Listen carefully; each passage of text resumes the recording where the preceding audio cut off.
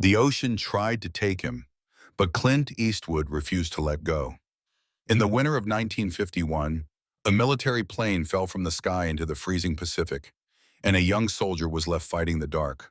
For over 2 miles, he swam through black waves and cold silence until he reached the shore half dead and forever changed. That night, a legend was born. From that moment, Clint Eastwood lived as if every second was borrowed time. The man who once fought the sea would go on to conquer Hollywood.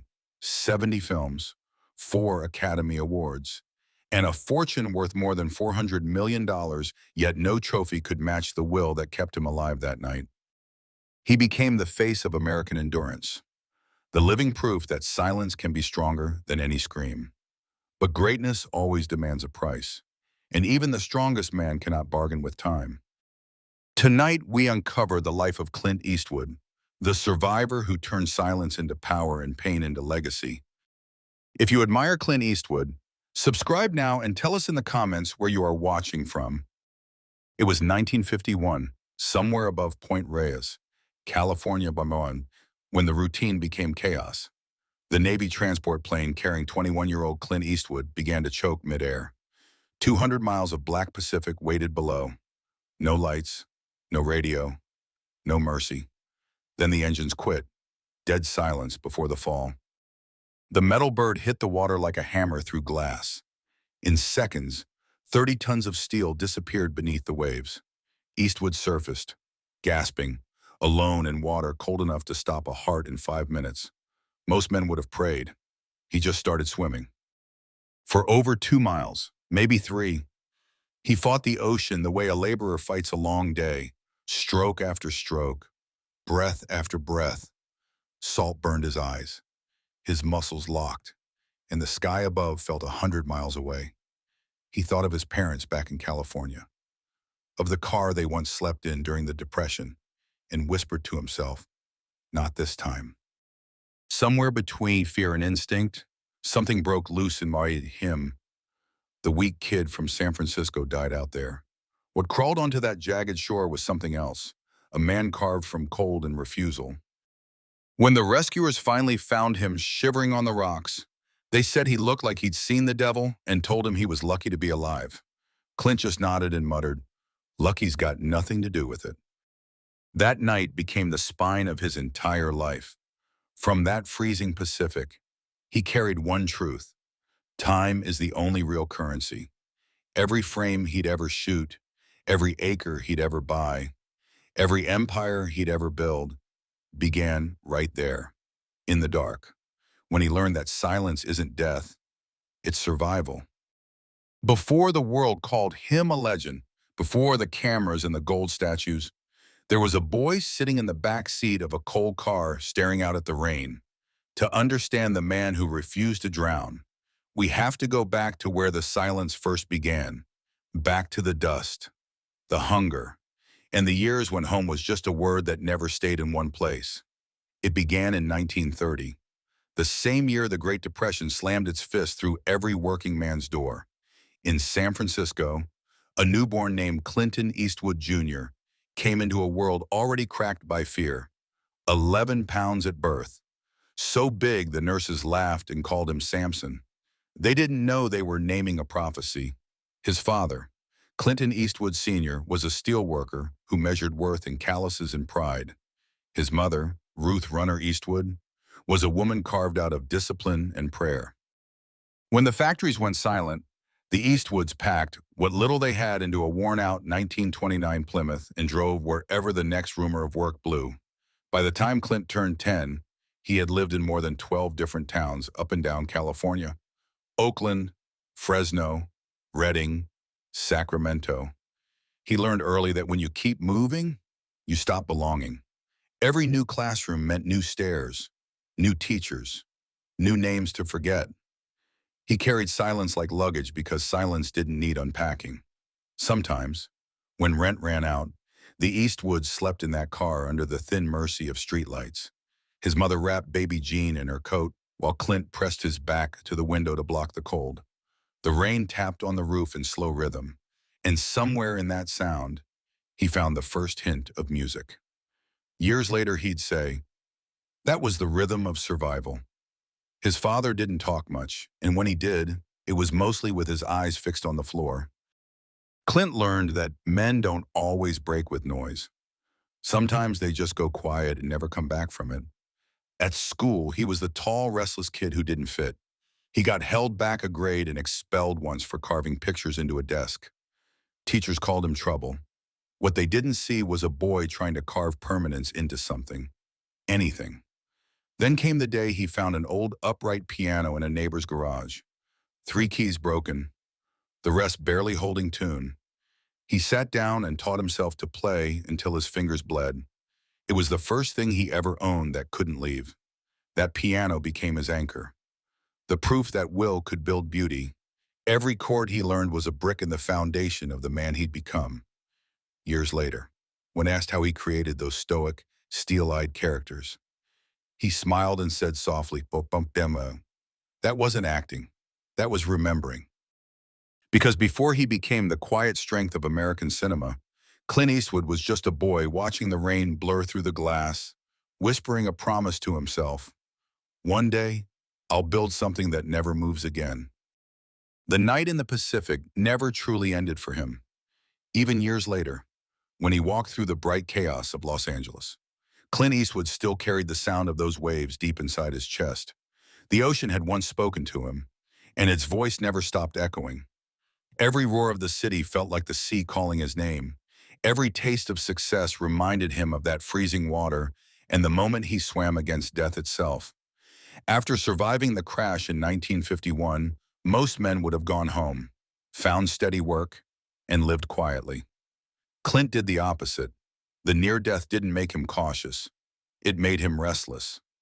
He left the army, packed his few belongings, and drove to Los Angeles with a stubborn will and the eyes of a man who had already seen the other side. He had no training, no connections, and not even a decent suit. All he carried was one thought that never left him. If the ocean couldn't kill me, nothing else will. He was 24 years old, 6 feet 4 inches tall, and 215 pounds.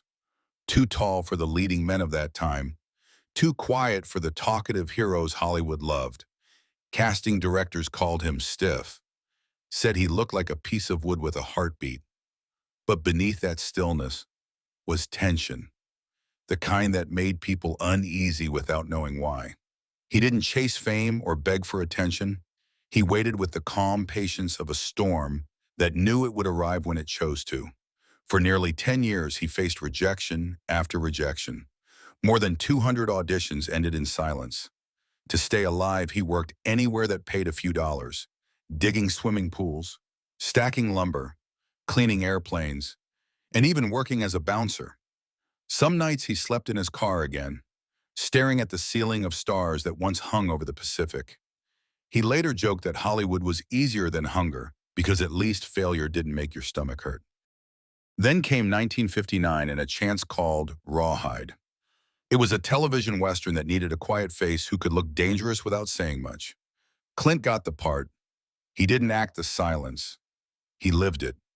The camera didn't need him to speak because his stillness did the talking. Rawhide ran for 8 long seasons and turned him into a familiar face across America. But Clint wanted more. He was not satisfied with repetition. He wanted to see how far silence could go. In 1964, fate called from across the ocean. A young Italian director named Sergio Leone wanted him for a small western to be filmed in Spain. The pay was $15,000. His agent told him not to waste his time. Clint said yes anyway. The movie was a fistful of dollars. It cost less than $200,000 to make and earned more than $20 million around the world. The quiet man from California became the man with no name. He didn't talk much on screen, but when he looked at the camera, the world listened. 2 sequels followed, for a few dollars more, in the good, the bad, and the ugly. Together they changed cinema forever. The boy who once swam for his life now rode through deserts with a stare that stopped time. By 37, he was no longer just a star. He had become a symbol of control, of silence sharpened into power. But the truth behind that stare was darker and older. Every look, every pose, Every draw of the gun carried the ghost of that night in the Pacific. When he faced death on screen, he wasn't pretending. He was remembering how it felt to crawl out of black water with nothing but willpower left. People said he reinvented the Western, but what he really did was reinvent silence. His calm was not peace. It was pressure held inside a man who refused to break. By the end of the 1960s, Hollywood studios that once ignored him now fought to put his name on their posters. He was earning over $1 million a film, an impossible number for a man who once slept in his car. But he never bragged, never shouted, never celebrated. He just worked. Because Clint Eastwood was not chasing fame. He was chasing permanence. Every movie was another mile swum away from the boy who once lived in a car, another brick in the wall he promised to build, the wall that would never move again. When someone asked him why he didn't talk much about success, he said he had already used up his miracle. After that, every day was borrowed time. He shot fast, spoke little, and wasted nothing. His crew said working with him felt like standing inside a heartbeat, steady and quiet. Clint Eastwood had already died once. Everything that came after was survival played in slow motion. Every frame, every stare, every pause was proof that a man can beat the odds if he learns to master silence. The boy who once swam through darkness never stopped moving. He just changed oceans. By the early 1970s, Clint Eastwood had already climbed the mountain most actors only dream of. He was rich, famous, and feared in the business. His face sold movies. His silence made audiences lean in, and his eyes had become a kind of brand. But behind all that success, there was something he could not stand, the idea of being told what to do. He had fought the ocean once and won. He wasn't about to let a studio boss tell him when to breathe. Hollywood at that time was a kingdom ruled by a few men in suits. They decided which films lived and which dreams died. Clint had worked long enough to see how easily an actor could be replaced, edited, or forgotten. To him, it felt like another ocean, calm on the surface, deadly underneath. So he decided to build his own boat. In 1971, he founded Malpaso Productions, a small company with a name that literally meant bad step in Spanish. It was a joke about the risk he was taking, but the irony became prophecy. That so-called bad step turned into one of the smartest moves in Hollywood history. He started small. His first project as director was Play Misty for Me, a psychological thriller about obsession and control. The studio didn't believe in it. Critics didn't understand it. But Clint didn't need approval anymore. He finished the movie under budget and ahead of schedule, something almost no one did in Hollywood. The film made over 10 times its cost and proved that the silent man could command not just the screen, but everything behind it. What set him apart wasn't luck. It was discipline. While most directors film for months, Clint shot entire features in 4 to 6 weeks. While others yelled through megaphones, he whispered directions. Crew members said it felt like working in a church. No shouting, no guess, only focus. He ran his sets like a craftsman, not a star. Every camera move mattered. Every line carried weight. Time was expensive, he'd say, and I don't intend to waste either. In an era of overblown egos and ballooning budgets, Clint's efficiency became legend. The same stillness that once made him an outsider now made him unstoppable. His movies made money, and they made sense. Dirty Harry came next, raw, violent, and revolutionary. Released in 1971, it grossed over $36 million, one of the biggest hits of the decade. The role of Harry Callahan, a cop who played by his own rules, became an American symbol. What people didn't realize was that Harry was Clint himself, a man who trusted his instincts more than authority. By the mid-1980s, his films had earned hundreds of millions worldwide. He was no longer just an actor or a director. He was an institution. But even empires need purpose. And Clint's was never built on fame. It was built on control. He wanted to prove that a man could create lasting art without selling his soul to the system. Then came '92, and a movie that would change everything, Unforgiven, a Western about guilt, regret, and redemption. It was the kind of story only someone who had lived long enough to lose things could tell. The film was brutal and beautiful, stripped of glamour, soaked in truth. When it premiered, it shocked the industry. It won 4 Academy Awards, including Best Picture and Best Director for Clint Eastwood. He was 62 years old, and at the top of a world that once said he was too quiet to matter. Critics called Unforgiven a masterpiece. But for Clint, it was more than that. It was a confession. He had spent his youth playing invincible men.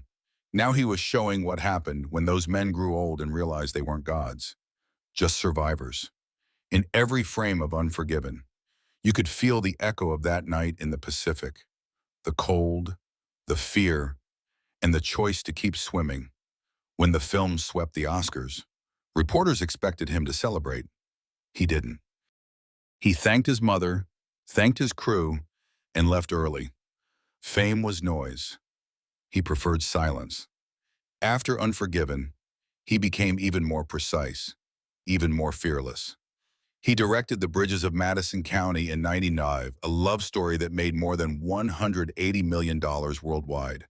10 years later, Million Dollar Baby earned him another pair of Oscars and another reminder that his best work came from the quiet spaces other filmmakers ignored. In total, his movies have grossed over $4 billion globally, yet he still lives in the same coastal town of Carmel by the Sea, walks the same paths, and eats at the same diner where locals just call him Clint. He once said he didn't make movies to win trophies. He made them to last. He wanted every frame to feel like a stone laid into something permanent. Every decision, every camera angle, was another brick in the wall he started building as a boy. The wall that would never move again. The irony was simple. The man who almost drowned in the Pacific had spent his life mastering time.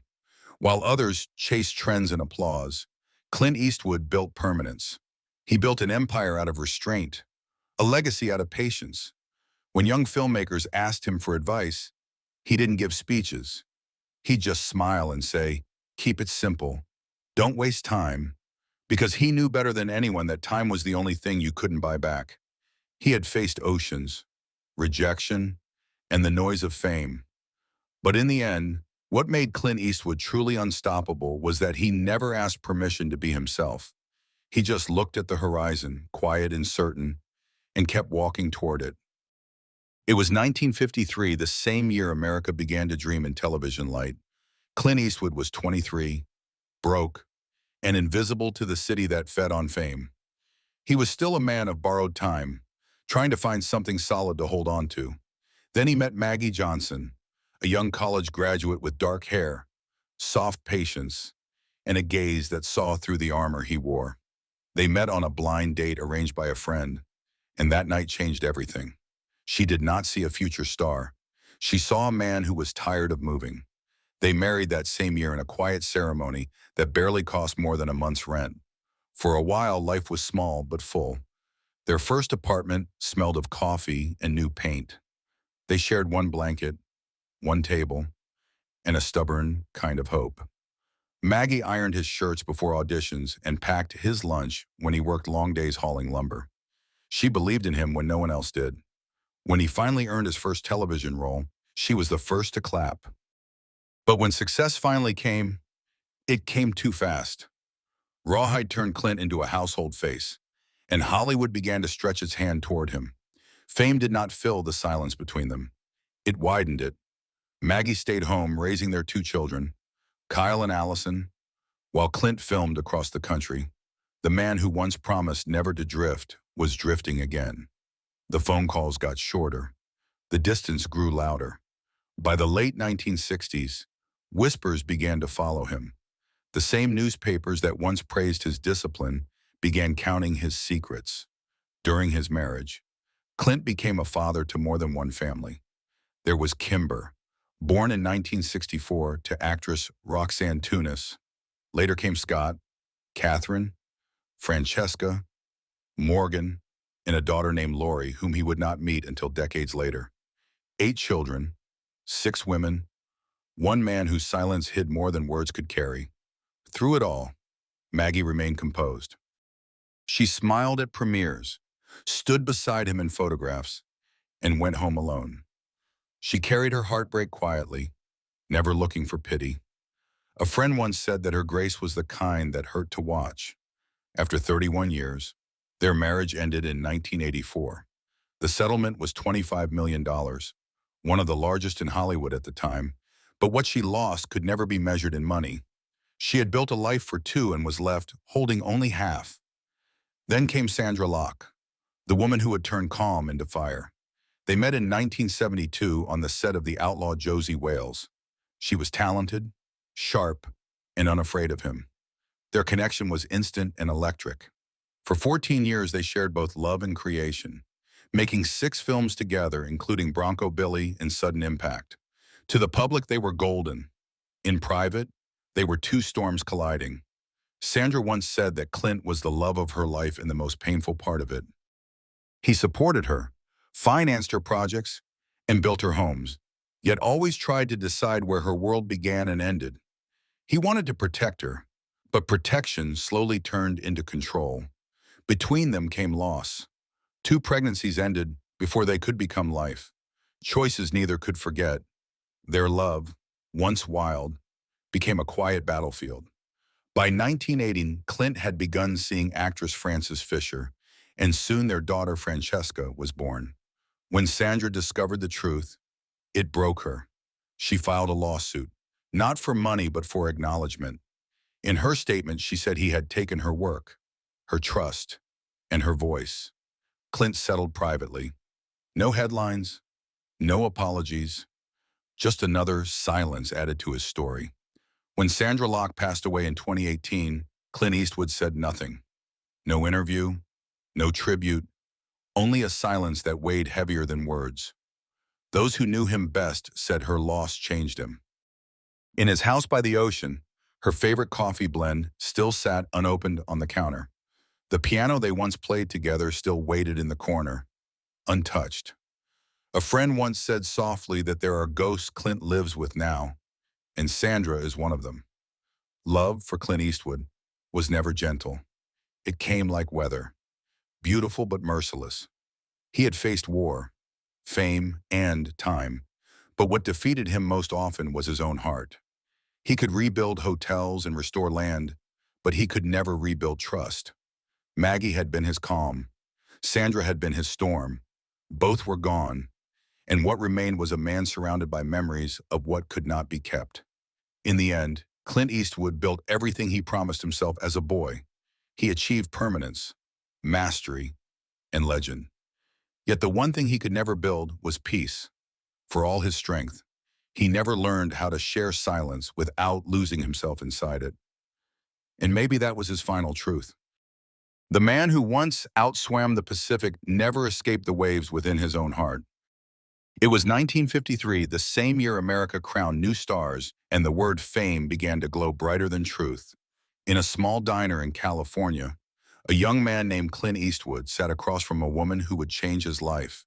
He was 23, unknown, and broke. She was Maggie Johnson, calm and graceful, a college graduate who carried quiet confidence in her eyes. That night, under the flicker of neon lights, she saw in him something the world had not yet noticed.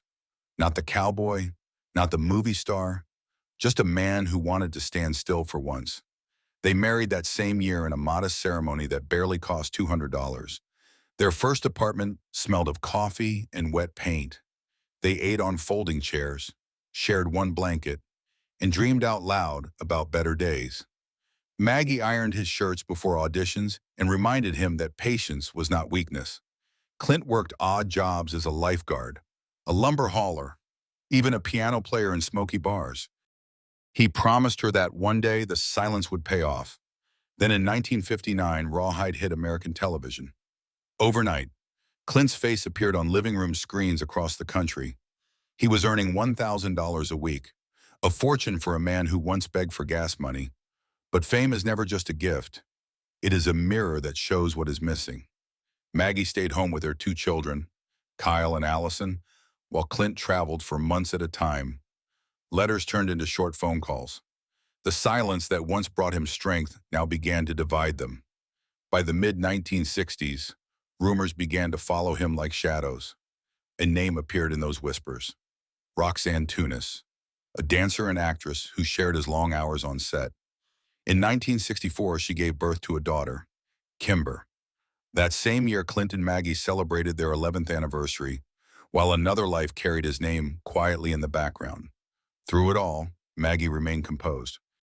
She stood by him at premieres, smiled for cameras, and faced heartbreak with dignity. Friends said she carried pain the way soldiers carry medals, not proudly but permanently. After 31 years of marriage, she filed for divorce in 1984.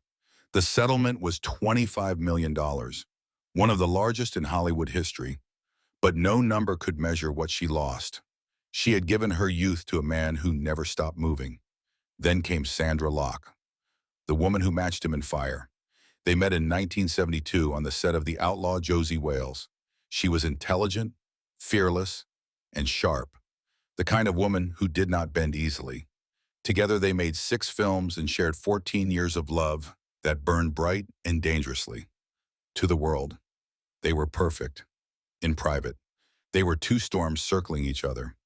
Sandra once said that Clint was the love of her life and the wound that never healed. He gave her homes, financed her projects, and promised her a lifetime. But he also decided when things began and when they ended. He wanted to protect her, yet that protection often became control. Between them were losses that neither could fully speak about. 2 pregnancies ended before they became life. Choices both carried in silence. Their love, once alive with passion, slowly turned into distance. By 1989, Clint had begun a new relationship with actress Frances Fisher. Their daughter Francesca was born soon after. When Sandra found out, she said it felt like dying with your eyes open. The home that once echoed with laughter became hollow. That same year, she filed a lawsuit against him, not for money but for acknowledgement. She said he had limited her opportunities and silenced her career. Clint settled privately.